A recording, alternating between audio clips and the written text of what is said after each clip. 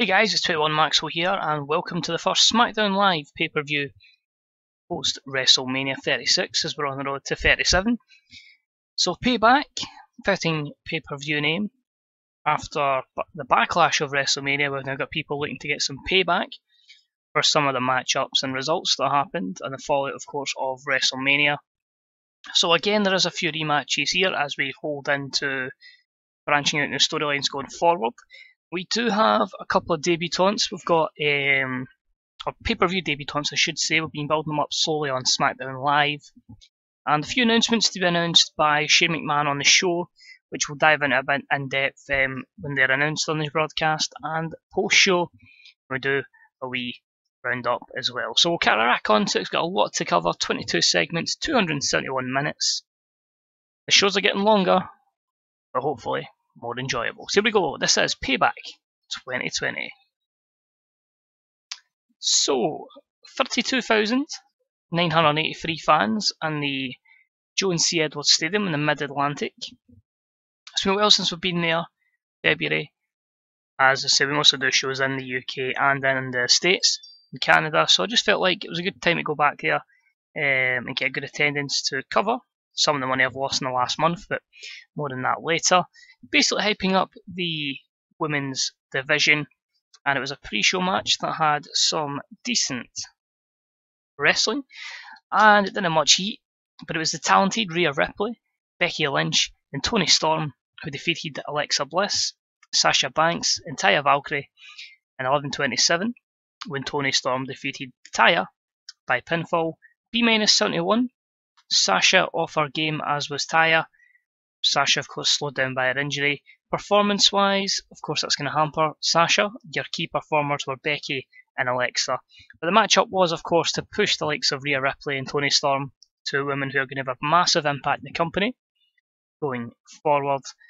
Alexa Bliss improves Rumble skills. Toni Storm in performance skills.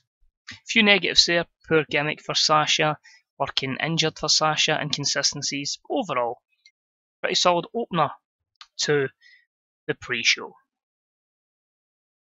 So one thing we can announce is 205 Live has been canned. It just was really annoying me having to book 3 shows. I wanted to try and just book Raw, SmackDown to keep momentum going.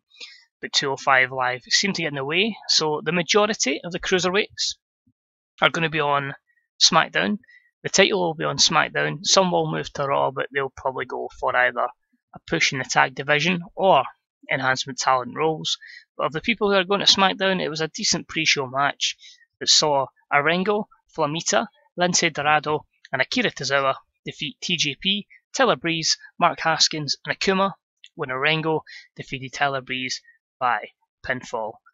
Arango, of course, is Bandido Jr., referee in NXT at the moment, but developed so well in this save. And I had shipped him to Lucha Underground, so I didn't have to use him, but just continually wanted an opportunity. And his stats were that good, I just felt like, you know what, we'll give you a push. So you can see there he stole the show with an 82 performance. Good performance as well from Akira Tozawa. Match rating okay at a B-73. A few skill increases there, a couple of rumbles and performances as well. The negatives likely to be for inconsistencies, poor momentum for the people who have been losing more often than not, and Tozawa's low morale, probably because he was on 205 Live. So we start the show, and it's not a great segment to start the show, but it is the general manager of SmackDown Live, Shane McMahon, basically announcing that the other authority figure, Chris Jericho, has been fired from his role and will no longer be in charge. It is just going to be strictly Shane going forward on SmackDown for now, unless I see someone else I feel could do a job. Of course, William Regal takes the role on Raw, Triple H sometimes appearing. Basically, Jericho's contract is up in 22 days, so I'm just going to let him basically go, save a bit of money. Really just trimming the roster. I'm not in a position that I need to save money, but as I say, with us going down to 2 shows, there was big roster cuts, and as I say, because there was quite a good few of them, we'll run through the people that kind of were let go after the shows. We get through our inbox from there. But yeah, Jericho's gone. Shane just announces it on screen, and that is a C64. Got the crowd hotter. Now, in this angle, Shane also announces obviously the conclusion of the Cruiserweight division, so it's officially announced. And of course, the first title match will be tonight. And Shane basically says that he has Austin Aries tied to a contract exclusively in the Cruiserweight division, so he'll be moving down, obviously move to SmackDown for the Superstar Shake-Up, and he will be moving to face the Cruiserweight. So B79, basically with Austin Aries, he was big morale issues. He was on the list of one of the people I was going to let go, but letting him go would have resulted in nearly $2 million compensation. So I thought, we'll keep him happy and we'll give him a chance to prove himself in the Cruiserweight division. We'll see how he goes from there. So B79, and yeah, just a pretty solid one there. Good opener to the show. It's a veteran I think the division needs as well, and hopefully, as I say, can benefit all parties. Don't need to change the turn just yet. So opening matchup was about the had good wrestling and a decent reaction from the audience, and it saw Austin Aries defeat Gran Metalik, Sami Callihan and Caristico in 1506 when Austin Aries defeated Gran Metalik, the champion, by submission with the last chancery. Austin Aries wins the Cruiserweight Championship. So I just felt like Gran Metalik was okay, but we do need someone with a bit of charisma to take the division forward. None more so than Austin Aries, keeps him happy. Second best performance there. But hopefully we can make this division extremely competitive and get him a bit more happy on the SmackDown brand. You can see there a lot of low morale just because I was really just not arsed with 205 Live. So next up, quick tag match. Again, putting over some of the tag teams and some of the other wrestlers that were brought up, giving them that kind of role on TV. It was a terrible matchup that saw Akam and Razar, the Authors of Pain, defeat the Singh brothers, Sunil and Samir, in 6:35 when Razar defeated Sunil by pinfall. Razar, the weak link, struggling to keep up with everyone else, but he'll get good over a period of time. He's certainly young enough that we can build him up and make him spectacular. But yeah, okay matchup. A long way to go with both of them. Razar was off his game as well, and just generally quite poor. Holding back as well. The storytelling match, we accepted this was always going to be a bit of a miss. Next up, promo, and it is Kevin Owens and Sami Zayn. They're hyping up their matchup with the Usos. Kevin's not suited his gimmick in A94, so you're wondering how the hell this one came about? Well, basically, what happened was Sami Zayn to face Jey Uso. Jimmy Uso decided to jump in, making it a 2-on-1. But of course, who came over from the Superstar Shake-Up? It was Kevin Owens making the save for his best friend. This was already in my mind way before it happened, before they paired them together in reality. So you can imagine how pissed off I was when that happened. But yeah, excited to go forward with Kevin Owens and Sami Zayn, and hoping this wee storyline can push both the two of them and the Usos as well. And holy shit, that went a lot better than expected. That was the reason why the matchup was so far down the card. Did not expect it to draw a massive rating in terms of where it is in the storyline, but it was about that had superb wrestling, and it did have good heat. And of course it was Kevin Owens and Sami Zayn, their first match back together, winning against the Usos in 22:49 when Sami defeated Jimmy Uso pinfall after a brainbuster. So A93, KO needs to get his gimmick changed, so I need to look to do that. Great chemistry between the Usos, of course. 85 for Jimmy, 88 for Jay, 94 for Sami, KO knocking out the park with a 100. This could be a great feud. And Kevin Owens was angry after the match, upset that Jey Uso almost injured him with a botched move. So we've got a bit of heat on the storyline as well, and a bit of real life tension in game. So let's see how that goes. Matt Riddle is also on the SmackDown brand. As I say, we brought him up for a Superstar Shake-Up before the Cruiserweight division came over. We are going to slowly but surely push him. So that was a D+51 for Matt Riddle. His matchup, again, was okay. It was subpar wrestling with little heat. But he just shows how much of a threat he is effectively going forward as he defeats Heath Slater in 2 minutes and 18 seconds with a guillotine choke, C-minus 57. Heath is basically around to put people over because I do need some of them still around.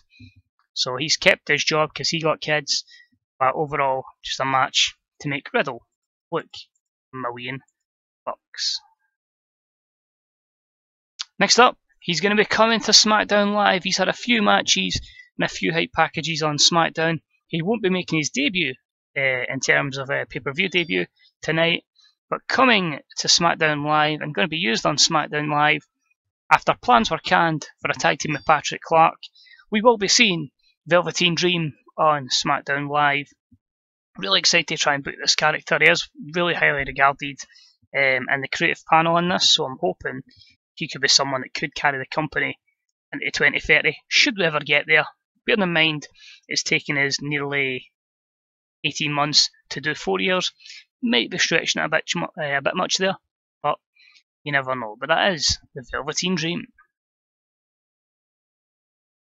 Next up, with a matchup between Big E and Jinder Mahal.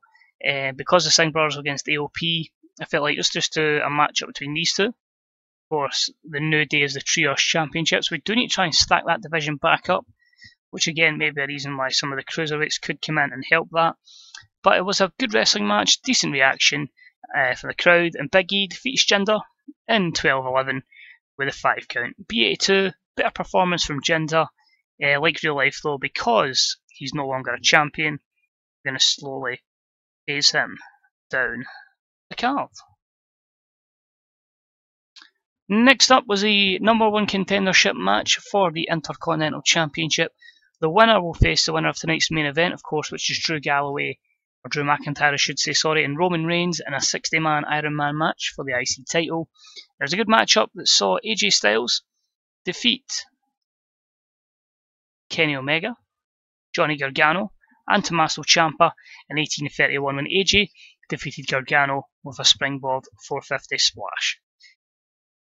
So these two storylines basically came together here, but that'll be the end of both those lines. So AJ will face the IC champion, Gargano, Ciampa, and Omega will go into different things going forward.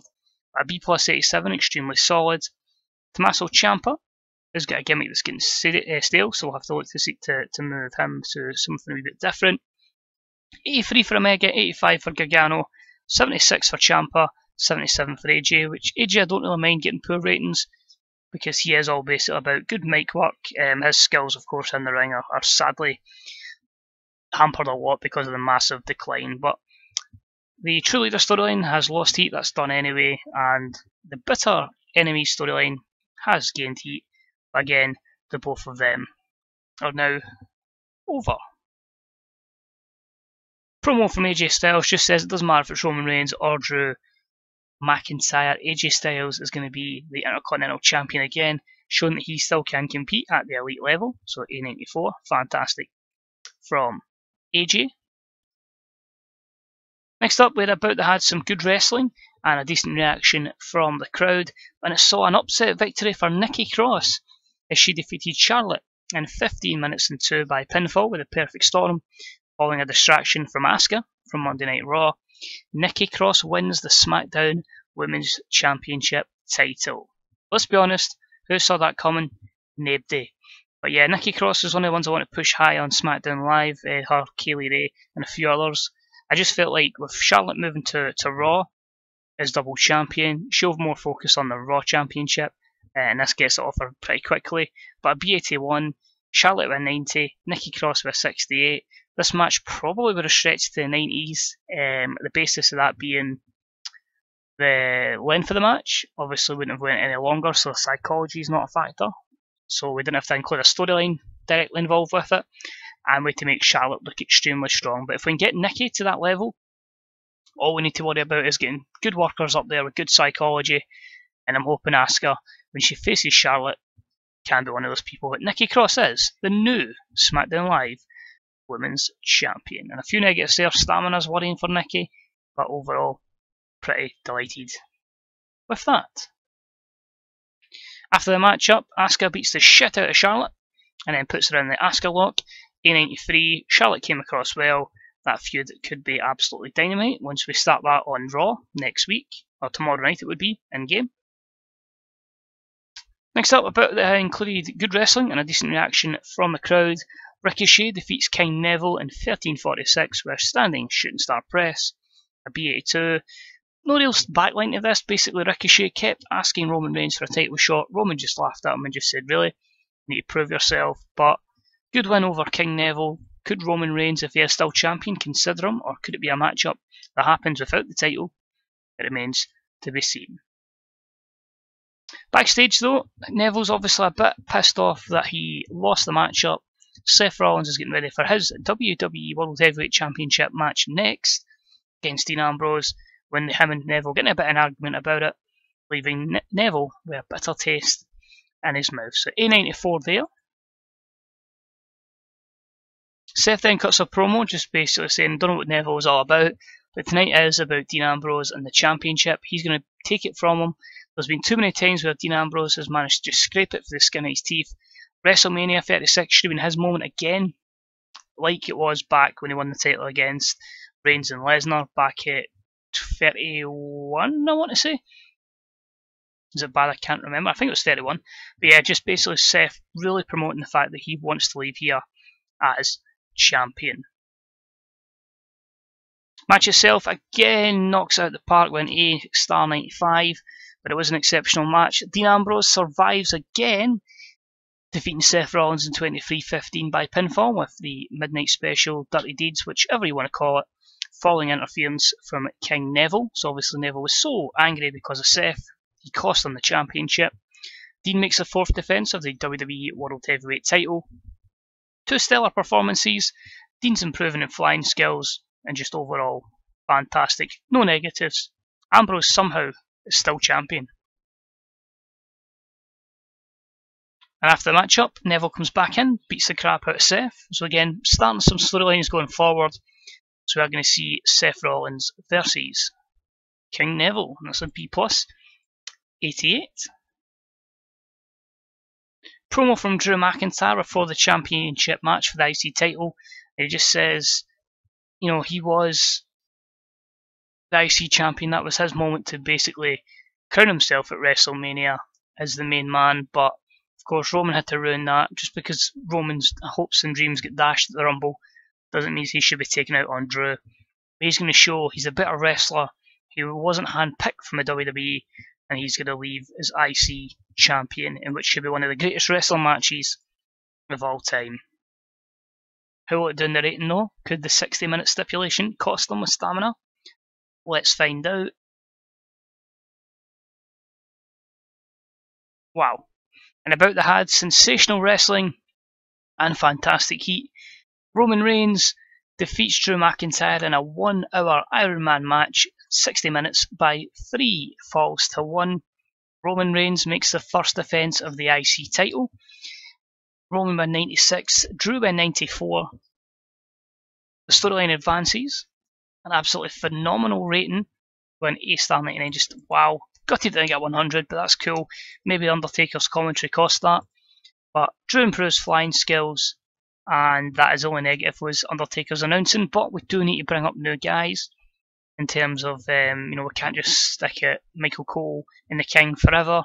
Corey Graves is progressing on Raw and trying to build up the Undertaker and his badass persona, because obviously the rest in peace dead man gimmick wouldn't quite go across on as an announcer. I do like to keep him about the company, and as I say, Nigel McGuinness should be good. Corey Graves is on Raw with JBL, I believe, still. There's not really many announcers in this model, I'll be honest, so let's try to build from within for the future. But great matchup there. If I notice the booking, just a regular matchup, scripted as all my matches are, Roman to win, and just to slow the match down so it works its way to a big finish. So stamina is not really an issue. And we finish the show, Roman celebrates. So B+ 88, 3 guys were pretty weak there, Michael Cole, Nigel McGuinness and Undertaker. Segment deserved better announcing, but Roman Reigns was fantastic. Judging by that, Roman just looked like $1 million as the guy. And we end the show, A star 96, so absolutely fantastic. Increased their popularity in 45 regions. So overall, very, very pleasantly surprised. You get an idea of what's coming in the future with the likes of Matt Riddle, AOP, You know, Nikki Cross becoming champion is a bit of a surprise as well. Velveteen Dream coming soon. You like so Ricochet building himself up in the mid card. A free tease of what's going to happen in the women's and the cruiserweight divisions as well. We idea what's happening on the Raw side of things with Charlotte and Asuka, and then of course the stellar main event. And then this is including people like Baron Corbin, tag champs weren't on the show, Cesaro and Chris Hero. If I can count who else wasn't on the show, Gallows and Anderson, the Coffey Brothers. So there was a lot of people. Christopher Daniels didn't make this show, and SmackDown again, just amazing. So of course we're going to have to praise Roman Reigns and Drew McIntyre for a great performance, and I think as well Sami Zayn. Let's go with him, and just as always compliment just the best guys and girls who perform. Roman was pleased, Drew was pleased, Sami Zayn was pleased. So that's April in the books. We'll now go on to May. Next pay-per-view I believe is Raw and Judgment Day, which I believe is the third week. We'll double check that shortly. But it'll be interesting to see what kind of opportunities the boys and girls from Raw and SmackDown do now that 205 is out the way, and those kind of people are going to be competing for places on Raw. So let's quickly go tap into schedule first. Let's have a look. Yep, so it's going to be actually Extreme Rules. I apologise for Monday Night Raw, which is in the third week of May. Then we move on to Judgment Day for SmackDown on the fourth week of May. So 3 weeks build to our next pay-per-view. That's one thing to cover. Next up, National Battles finished first in Canada and Japan. Good. I don't know why we're not in the UK one. Okay. House of Hardcore have made an offer to Yamato. That's cool. He's released. That's none of our business. Hashimoto is going to go to Noah. We basically released them. Again, we'll get into that shortly. 2 deals to work out on for Raw and SmackDown. I'll do that post video. WCWC is available as that's just founded. Okay. So that's going to be Western Australia company. Gerald Stallings is the owner. It'll be interesting to see who they can bring in. Payback is now an above average pay-per-view, the amount of time it's been used. So that's good to see. Our shows are getting prestige gains. And a 4.36 pay-per-view buy rate. 5k in terms of drug testing. Caristico doesn't like Lindsay Dorado. Rizar doesn't. Nikki Cross doesn't like Rizar. And Arn Anderson doesn't like Lindsay Dorado as well. Also, another interesting note, Fergal Devitt is now top 5 franchise players. Not bad considering this is your guy who has toxic about him because of those racial comments. But hey, Universal Champion, 90 pop across the board nearly. He's doing not too bad for himself since we've brought him back. And as I say, there you go, Velveteen Dream, second in Hot Prospects, 5th in Next Big Things. So what we're going to check next up, yep, Bulldogs. So I'm going to give Harry Smith another push. We are basically going to turn him babyface and a proper British Bulldog push. See how we can do with him. And as you know, of course, there'll be like a good push as well for Switchblade, Jay White, going forward too on Raw. So last but not least, I said which we wanted to cover on this. I actually just want to check something. Drew's overness is now 85, so that's good, and Nikki's is 70, so it's not horrible, it's not great. Did Charlotte take a bit of a loss? That's going to be a question. She's still at 90, so nah, Charlotte's popularity fantastic, and if Indicator's Dana's dropped a wee bit, but cool. So we quick look at that as well. So the Women's Championship on SmackDown, B-71. Prestige, not really dropped at all. You can see there, we've had quite a few champions now. Paige, Emma, Liv Morgan, seems like an eternity ago, Asuka, Charlotte's first reign, Nia Jax, Sasha Banks, Mia Yim, and after Mia Yim we had Kellyanne English, who held it to January, and then a couple of months for Charlotte. She's now dropped it to Nikki Cross. So, Jack Gallagher's going to get a new contract, that's happening, and user log. There we go. So user log is basically where we're going to announce the people who have been released going forward. Quite a few people, as you can see there. Yeah, so we'll start from the top then. So Mark Andrews is gone. Shaw Guerrero is signed. The reason she's signed is Simon Gotcha's gone, and we're going to pair up Aiden English and Shaw Guerrero. The initial idea of something like Beauty and the Beast between them, but we'll think of something for the artiste, Aiden English. Maybe even just take him to Raw and Rusev Day. Great idea, but we'll see what happens. Eterno's gone, Trent Seven's gone, Thomas Kearns is gone, I didn't need as many referees. Maxine Carly Perez is gone. Dormea Ekberg is gone, the referee as well. Makoto had nothing for her. Mike Bennett is gone. Despite being pissed off, Brian Kendricks will stay, but Paul London is gone. The tag idea I had for Jonathan Gresham's done because of obviously the Velveteen Dream being born, so he's gone. Nothing for Trevor Lee, so he's gone. Brian Myers, Kurt Hawkins is away. Dashi Hashimoto. Some of these guys, if they go and perform well in independence on TNA, New Japan, Ring of Honor, might see them come back, but as I say, there's no point in wasting them and keeping them under contract for the sake of it. I know I did want to make WWE the only company, but maybe these wrestlers going elsewhere helps their stock, but also could financially ruin other companies, so we'll let them go. More releases, of course. Colin Cassidy, nothing for Big Cass. He was a bit pissed off, but we got rid of him first. Jimmy Havoc away. Eltac Sano Jr. is away. Glenn Jacobs. Because we released Big Cass, basically second, we released Carmella first. So then Cass was a wee bit easier to release because obviously then being engaged. Nothing really for Carmella either. She was just there, and I felt like she could be someone that goes, improves, and comes back with no big loss, and letting her go. Enzo was on a massive contract with us, but we had to let him go, so I had nothing for him. I thought, you know what, 700k. Sure enough, for normally a company would probably keep him on that contract, but nearly 500 mil in the bank. I thought, just get rid of him. I hate him in real life. I can't be bothered with him, so he's gone. Jake South, the Destroyer Sawyer South, is gone. Pusher wasn't really going anywhere fast, so I thought it was time to get rid. Just too many people in his way. Simon Gotch we know about. Brooklyn Brawler's away. Alison Kay. Just couldn't get anything for Sienna. I just tried to push her. First women's Money in the Bank winner. Just didn't work for her, so she's gone. Maybe try and get better. Tyler Bate, no point in me keeping him and not using him. So again, opportunity to improve. Crime Time. Bit of them pissed off for leaving, but again, an extra tag team which we could easily replace. Shibata gone as well, and of course we signed Robbie E just to bulk up enhancement numbers. So that's all the ones that have happened recently. Mother Clown's away as well. Biggie and Durango, that's their new contracts. The new one for Candice LeRae as well, and Hangman Page and Matt Bloom. And then Dustin Rhodes came down to NXT.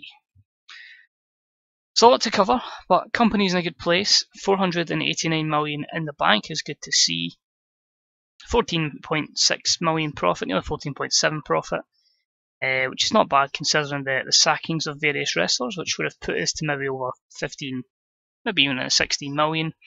So overall, positive month, and yeah, we'll keep booking and hopefully give you some good storylines, some good matches, and yeah, a new generation effectively led by Fergal Devitt. So cheers for watching, guys.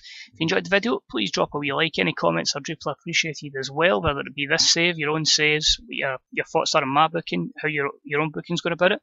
Is there anything you would have done differently? Any other pushes you'd like to see, like certain wrestlers against certain others, or if you feel somebody would be better off in a different brand, let me know. And is there any positive feedback, any negative feedback, anything that I can improve in terms of a presentation wise, let us know. And of course, I'm going to introduce a new thing as well. If you are creating TEW videos and you're just looking for a bit more exposure, drop me a tweet at 21 Maxwell. Basically, just tweet me your video effectively, and I'll drop you a retweet. So then, if it's something that can at least get a little bit more exposure, more than happy to do that. Seems like a nice idea. Spreads love about the community. Let's say, yeah, get involved. And of course, catch out Sparrow's videos to see the Cocker Brothers rep me in the league. But cheers for watching, guys. Mind just keep an eye out on the Grey Dog software forums for any written stuff from other community bookers as well. And of course, the the Fantasy Booker subreddit. Get great stuff, written stuff on there. You've got some YouTube videos as well for a lot of good bookers. even some stuff that's WWE 2K18 stuff you might like to see from people. Just using different avenues to really create some booking. And yeah, it's always good to have different ways of media. So cheers for watching, guys. Take it easy. And as always, as Xavier Woods would say, keep it tight. See you later. Bye bye.